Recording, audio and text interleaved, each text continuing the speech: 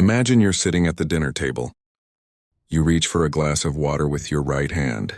But before you touch it, your left hand grabs your right wrist and stops it. You try to pull away, but the left hand fights back. It pushes the glass away. It doesn't want water. It wants juice. You are terrified. You look at your hand. It feels like your hand. It moves with your muscles. But you didn't tell it to move. It sounds like a scene from a possession movie, right? Except this is real. It's called alien hand syndrome. People with this condition can start buttoning a shirt with one hand, while the other hand calmly unbuttons it. One woman even reported that her left hand tried to strangle her while she slept. Why does this happen? Because inside your skull, there isn't just one you. There are two. And most of the time they talk to each other. But when the connection is cut, the silent one wakes up. Welcome to one of the scariest experiments in neuroscience. Chapter 1, The Bridge. To understand this, we have to look at the hardware. Your brain is divided into two hemispheres, left and right. The left hemisphere is the chatterbox. It handles language, logic, and speech. It's the voice in your head right now, commenting on this video. The right hemisphere is quiet. It works with patterns, faces, music, spatial awareness, emotion. It understands a lot, but almost never speaks. Between them lies a thick cable of around 200 million nerve fibers. The corpus callosum. Think of it as a high-speed bridge. It lets the two sides share everything they see, feel, and decide. As long as this bridge is intact, the illusion of one unified mind holds. In the 1960s, doctors had a problem. Some patients had such severe epilepsy that electrical storms in the brain kept jumping from one hemisphere to the other across this bridge, causing massive, life-threatening seizures. So they did something radical. They cut the bridge. They sliced the corpus callosum in half. The seizures dropped dramatically. The patients woke up, talked, walked, made jokes. On the surface, they seemed completely normal.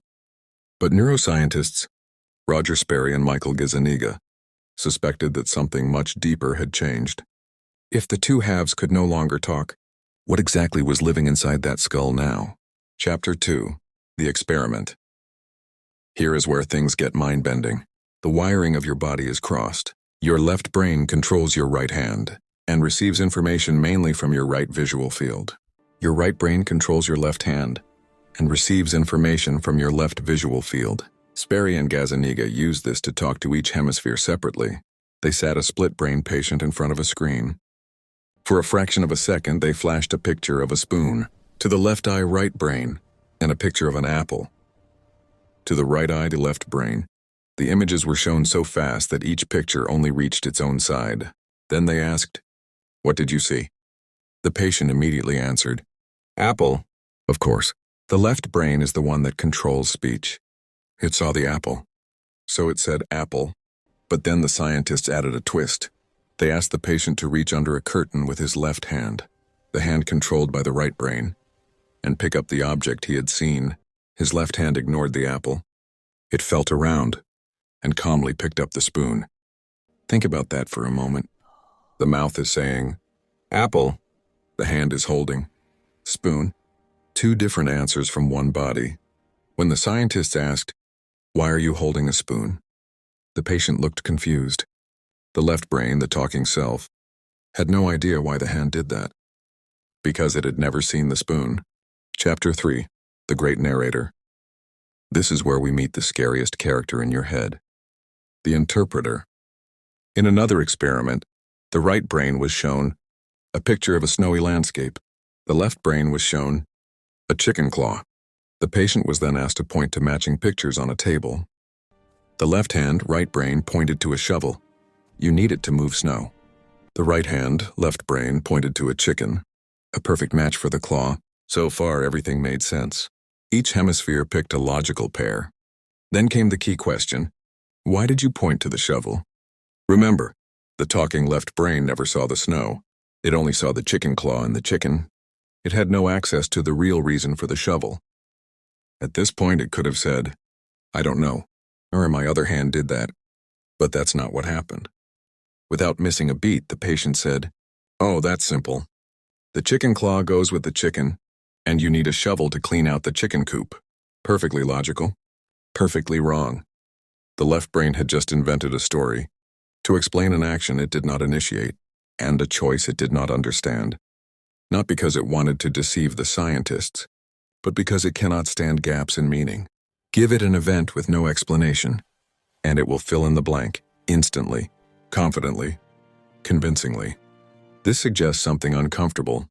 A huge part of your personality, your reasons, your justifications, your stories about why you do what you do, may simply be your left brain explaining what your silent right brain has already decided. Your life might be less I choose than I act, and more I act and then I quickly invent why that was a good idea.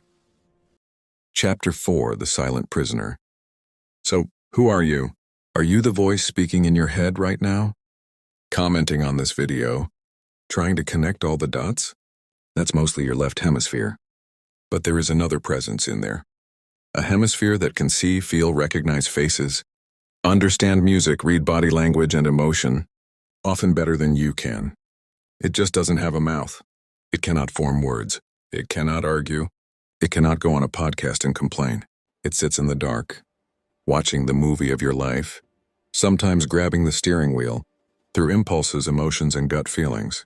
When you say, I don't know why, but this feels wrong, it might be that silent hemisphere trying to send you a message in the only language it has left. Emotion, tension, unease. In split-brain patients, these two selves can even want different things. In one case, a patient was asked, what do you want to be when you grow up? His mouth, the left brain, said, draftsman. But his left hand, controlled by the right brain, spelled something else using Scrabble tiles. Race car driver. Two dreams, one body. Neuroscientists still argue about how far we can push this idea. Are these truly two separate persons, or different modules of one system? But the behavior of these patients makes it hard to ignore one disturbing thought. Maybe your mind is not a single voice. Maybe it's a team, and the loudest member keeps taking all the credit. We like to believe we are one unified rational self. One brain, one story, one I. But neuroscience quietly whispers a different version. It says we are more like a committee of rivals, stitched together by a cable. Most of the time, the bridge between them holds. The data flows. The illusion of unity stays intact. The story feels smooth. But ask yourself, when you talk to yourself in your head, who is talking? And just as important, who is listening? Maybe the goal of life is not to let one side win, not logic against emotion, not words against feelings. Maybe the real goal is integration, to let the logical interpreter and the silent artist finally shake hands, to build a third brain, not a third organ, but a higher level of awareness that can hold both sides at once. If you want to understand the software running in your head, the lies it tells you, the truths it hides, and the quiet voices you've been ignoring, subscribe to this channel, because whatever you think about yourself right now, you are not alone in there. Thanks for watching.